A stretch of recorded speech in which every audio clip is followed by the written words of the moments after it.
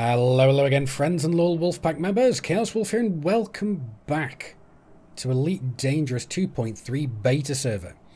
And right now we're taking a look at this. This is the Diamondback Explorer. Yes, for those of you unaware, this ship has had a bit of a change of paint job since it's been released. The colours on it have actually been reversed, because originally when this actually debuted, it was mostly orange with grey edgings. Now it's mostly grey with orange edgings. But that's random trivia. The reason we are having a look at this ship is because in Beta 3, as you can see, it's just recently dropped, this ship is getting a buff. What do you mean, Chaos? What kind of buff are you getting? Well, we'll go and have a look, because currently this ship is a little bit iffy to use while exploring.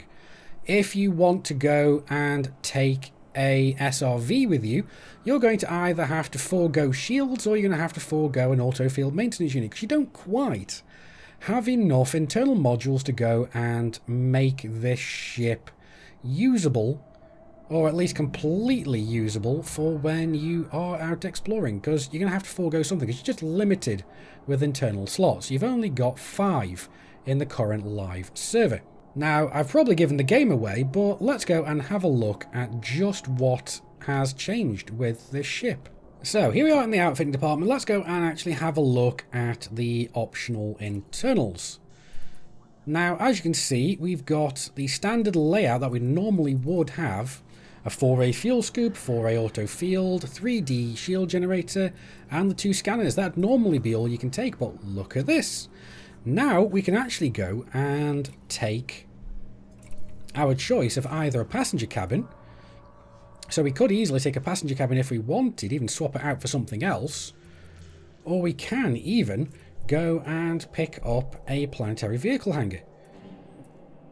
So here we go, buying options, buy. Look at that. We now have the ability to go and take an SRV with us along with everything else.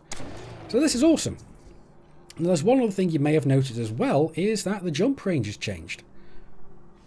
Yes, normally with this exact loadout, if we actually went and sold the SRV bay, if we didn't have the SRV bay, on live right now with this exact loadout, with all that what we have here, and with the core internals as they are.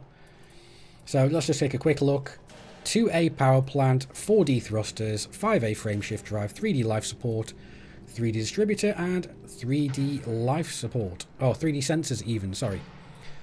Not only that, but with only 2 utility mounts of heatsink launchers and no hardpoints. So this exact build would get you 33.36 light years. That's right, look at this. We've got 37.19 light years. That's right, the hull of the ship has been reduced in mass as well. So out of nowhere, we've virtually got 3.5 more light years worth of jump range. Nearly 4 light years extra jump range for doing nothing. So that's awesome. So all you guys actually out there exploring in your Diamondback Explorers are going to find out instantly, as soon as the patch hits, that your jump range is going to go up. So that's epic. And like I said, but we can even go pick up our SRV bay. Unfortunately, if you're already out exploring, you're not going to have this option. Let's go and put our SRV in. That's going to make it so that our jump range is 36.53.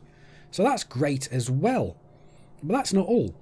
This means that we're going to be able to engineer this ship to get an even more insane jump range.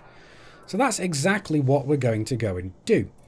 Now, obviously, I'm going to have to go and swap out some things in the optional internals. So let's go and fill this up with a cargo rack so we can actually go and start putting some fish in here. So everything else is going to remain the same. So this is going to be interesting. So first of all, again, let's go fill up with fish and get into the engineer's workshop. Right, okie dokie then. So we have a bunch of things that we can go and modify. First of all, I am actually going to go and engineer the thrusters, because contrary to my previous video, I actually thought that all of these would increase the mass. Now, it does change the optimal mass, but that's to do with our thrusters. So that's just basically going to add a little bit of drift in there. So what we are going to go do is we are going to go and modify this one. So let's go and preview. Hopefully we're going to get lucky and get a secondary effect, which allows us to reduce the weight of the thrusters. Because really, all we really want is the ability to just go and go further. So optimal multiplier is going up. So that's gone beyond its maximum ability. Thermal load's going down. That's not terrible. We're still doing better. And optimized mass is going up. Actually, that's not bad at all. You know what? I am actually going to go and apply this one. Now, we are getting a increase to power draw, which isn't terrible because we do actually have a little bit of a surplus. And we can always go and fix this after, so it's not terrible. Next, we'll go and work on the frameshift drive.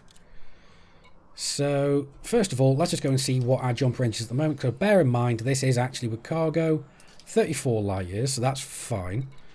Now, we want increased frameshift drive range. So this is the one we want. So let's preview, let's generate, and let's go and see if we can get one which is really, really good.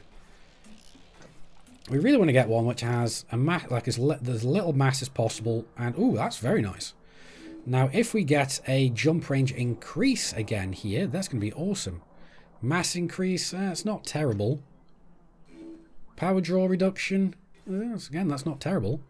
But is that it? Boot time? Anything else?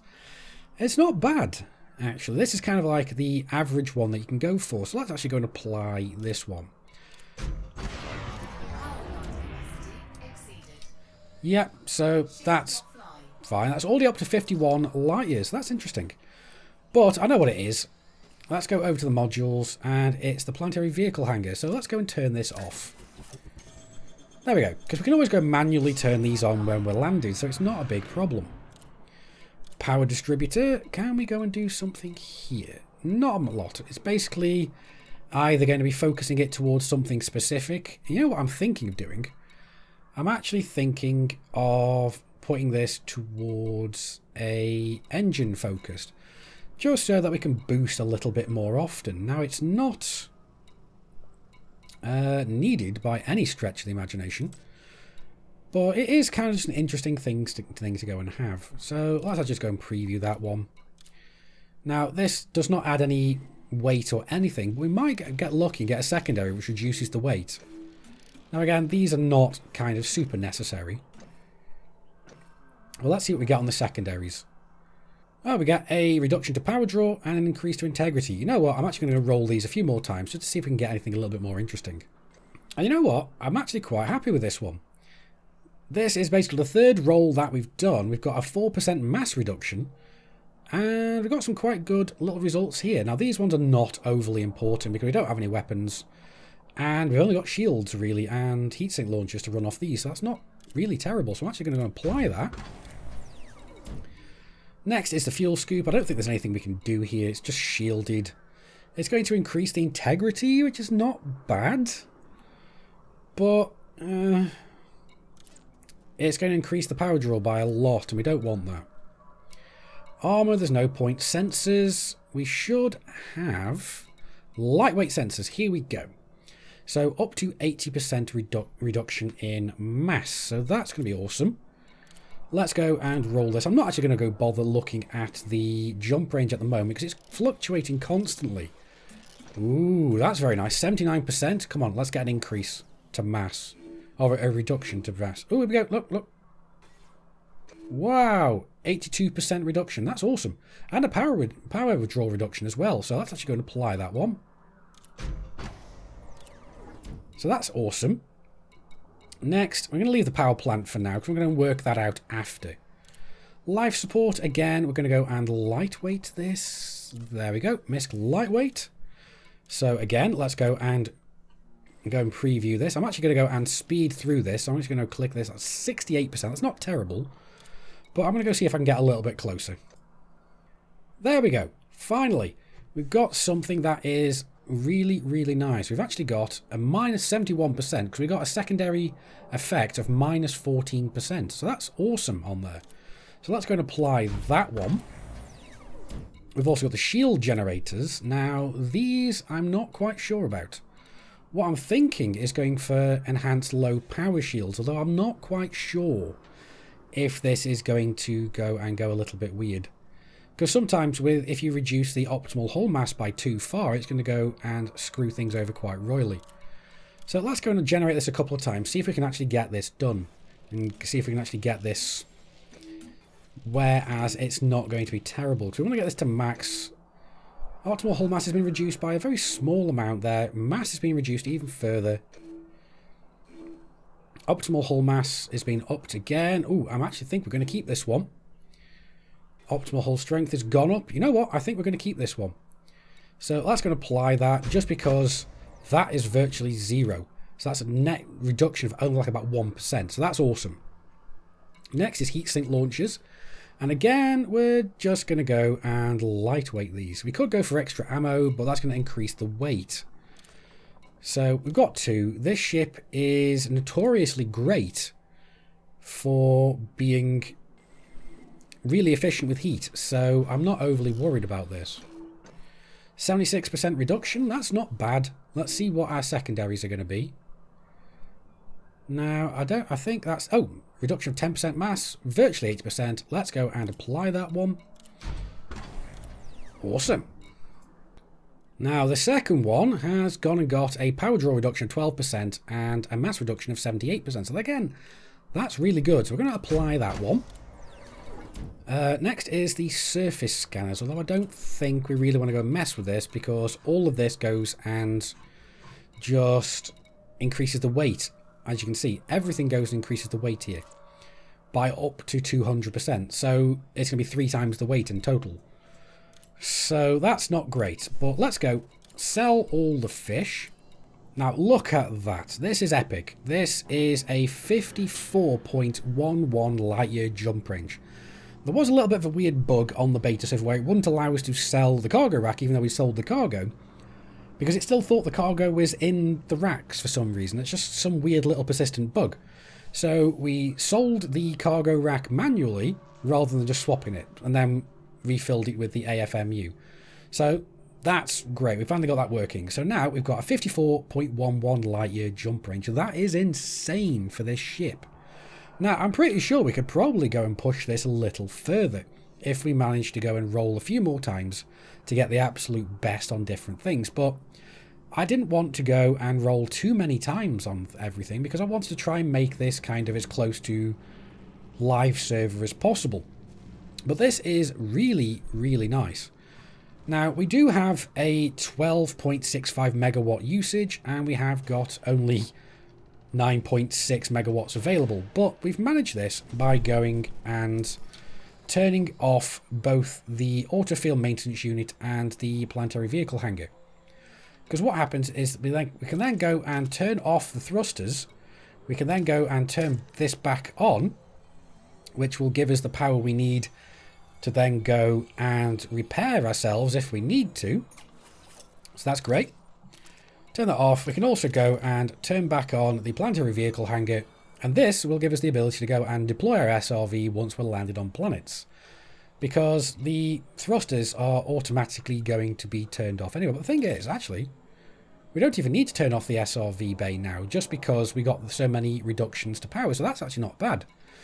So that's great, but you might not get so lucky. It's great to have, but we'll see. But yes, as impressive as all that is, we want to go and check one more thing, which I kind of forgot to do in my last exploration modded video. And that is how this ship goes and works while we're fuel scooping. So we've jumped out to another system. We've used up a fair amount of fuel. But what we want to do is we want to go and just go in, see how well this ship actually acts while we're fuel scooping. So let's bring this up to absolute maximum. There we go. Throttle down. Well, that's doing quite well, actually. So between the clean drive tuning and the natural heat efficiency of this ship, we're not really gaining too much heat. If I was in here with my Anaconda right now, bearing in mind that's got grade 5 dirty drives, I'd already be overheating by now, so I would have had to go and either not get too close to get to maximum scoop, or I'd have to kind of just do a quick scoop and then fly off. But this is awesome. This is giving us the ability to just stay here almost permanently. So anyway guys, that's going to be enough for this new look at the Diamondback Explorer.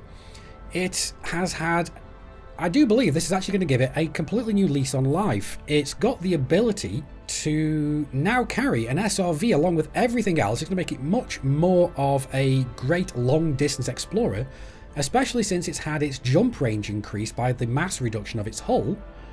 And not only that, it makes it a lot more maneuverable as well and a lot more agile. So this is great. This just makes this ship so much more usable. So anyway guys, as always, let me know down in the comments what you think of this ship and how it's been changed. Personally, I think this is awesome, and it's making this ship so much more usable for what it's doing. I mean, a lot of people still use it for exploration, but I suspect even more people are going to be using it now that it's got that extra little internal module slot to allow it to carry an SRV. Not only that, but it's got a much better jump range. In fact, I actually think the jump range goes and surpasses the Aspect Explorer now. I think it did originally, but I'm not 100% certain. But anyway, that's going to be it for this video. I do hope you've enjoyed it. I've been Commander Chaos Wolf from Sci-Fi Gaming. You guys, as always, have been epic. Like the video if you've liked it, dislike it if you didn't. Until next time, my fellow commanders, keep flying and stay shiny.